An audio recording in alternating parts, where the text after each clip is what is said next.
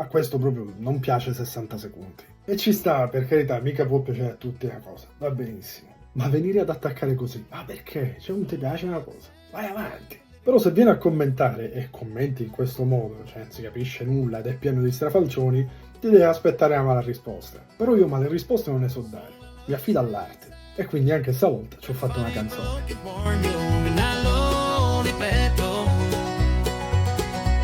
E questa non è una lingua, ma solo un unto da letto. Kill the warrior on my own.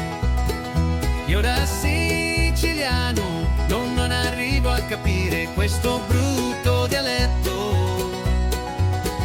Non sarò d'accordo e non voterò mai per questi separatisti.